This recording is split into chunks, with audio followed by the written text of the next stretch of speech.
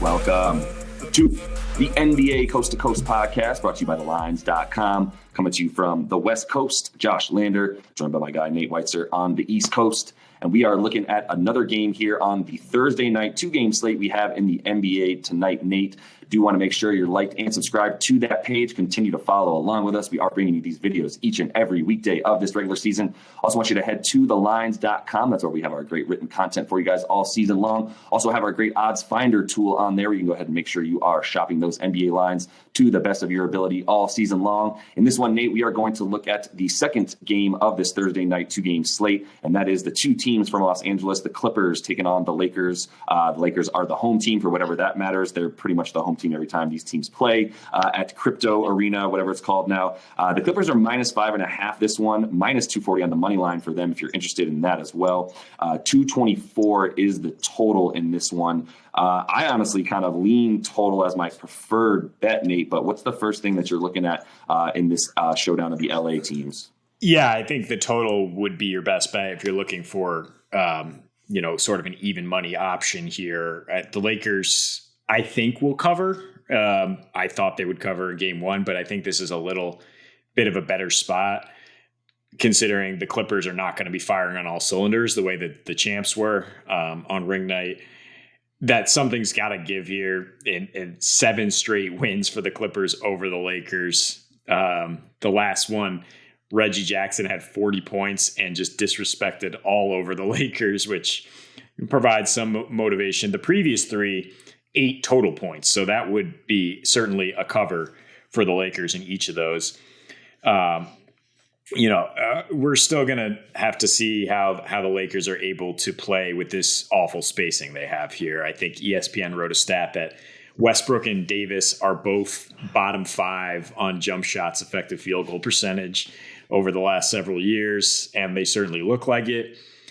But they got 60 paint points against the champs, and the Clippers, we're going to see how they play their big man rotations. That's the weakness of this team right now, right? I mean, Zubac is not really a new age 5 in the NBA. I mean, Davis should be able to get around him pretty routinely, and then they might go with Covington at the 5 for extended period, and Davis should just punish him down low. Maybe just stop shooting jump shots, man.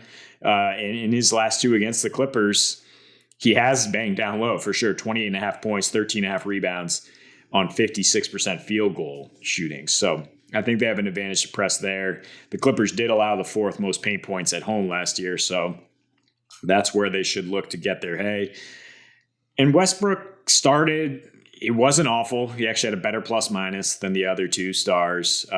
7 for 12, attacking. And the biggest thing was Darvin Ham. I think why you like the over. Darvin Ham was really clearly emphasizing, let's run with this team because we don't have any shooting. And we have 2 guys in Westbrook and LeBron who can just push and transition and get buckets. So I think as long as that's their strategy, you got to like LeBron's assists, which are still so low from last year when they were playing too much half-court ball. He was kicking out to too many guys who can't shoot. Now he had a nice line in that opener. His points and assists combined is still only 1 higher at 34.5. So, I mean, his just assists straight up at FanDuel plus 114 for him to get 7 dimes. I like that. And if you're looking at the same game parlay options here, plus 475 for LeBron to get 30 again, for the Lakers to cover, for this game to go over. I don't hate all that for nearly 5-1 on your money. Yeah, I like a lot of what you're saying.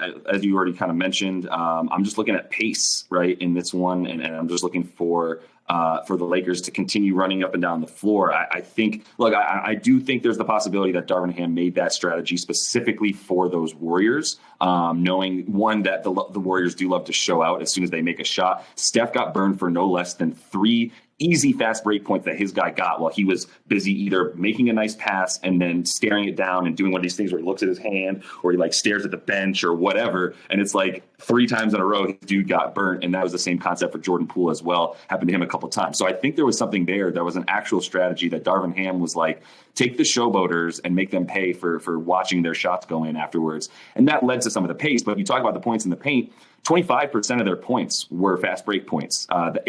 Last season, Memphis led the league with 15% of their points being fast break points per game. So the Lakers blew that out of the water with 25%. That's where their points in the paint came from, right? I mean, they did have, Bron and AD don't really have. There's not much of an answer for them in the paint in terms of who's guarding them usually, unless it's a strong 5 or a very strong 4. So they're able to do that. But like I said, the majority of those paint points came from all this fast break stuff. So I really do just start with that total there at 225.5. Not feel too concerned with it, because I do think also LeBron and AD are going to come out and look pretty clean. And if Russ is going to continue playing in the second lineup, no, he's not going to help them win too many games. But I think that the scoring and the pace will remain high when the second units come in and Russ is playing on those units. So that's really all they have there. I don't have much for the Clippers. I mean, the last time we saw, like you said, we saw Reggie Jackson scoring 40 all over them.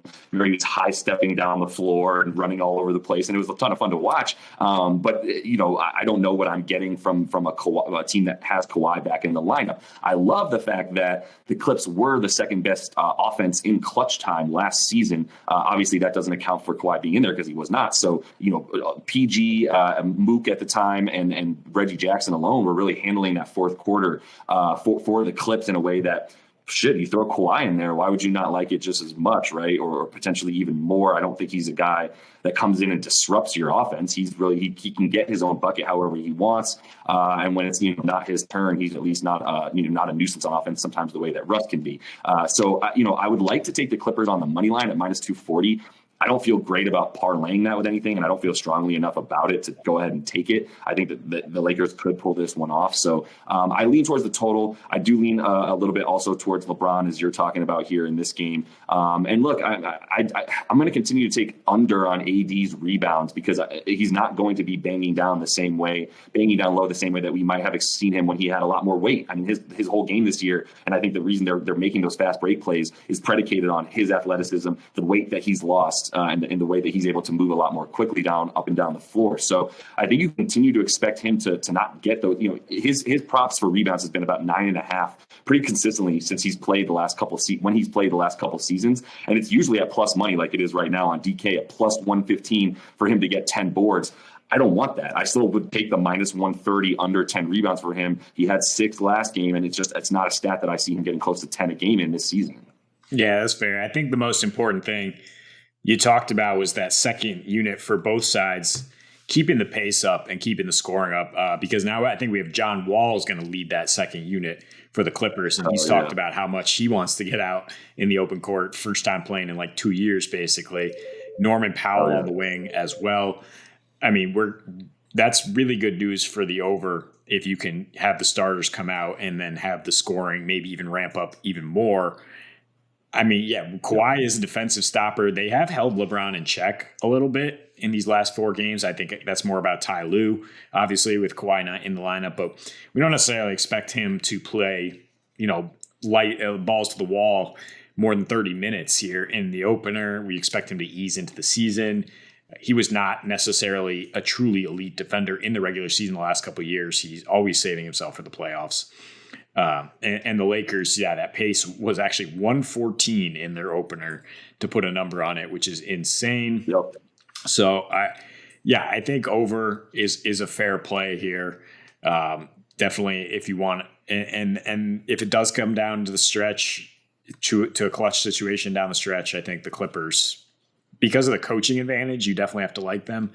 Darvin Ham's still getting his feet wet here, and Ty Lue is just a master of the in-game adjustments. But the law of averages in sports makes me think eventually, they've won 3 straight season openers. They've won 7 straight overall.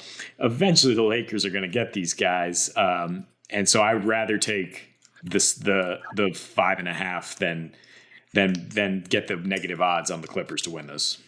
That's fair.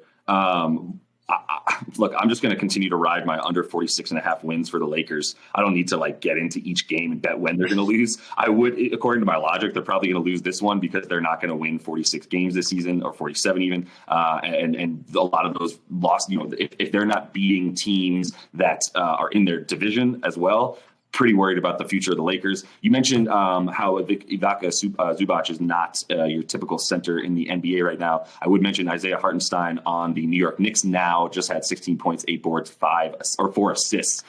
So that's a guy I think you do like as a current modern day center, and one I bet the Clips wish they had as well. Yeah, so, grab a seat, Mitchell Robinson. Thanks for signing up. Thank you for joining the team a few years ago, Mitchell. I don't think it's going to work out. We've got Isaiah Hartenstein now. So that is all the time we have for you guys. And this one, can't wait to talk about the Knicks when they are playing. Only 2 tonight on the slate on this Thursday night for you guys. So continue to follow along with us. We are coming back at you each and every weekday with these videos. Also have our great player props video up already starting the season about 6 and 3 or so. So looking to stay hot with those. Until we see you next, happy betting.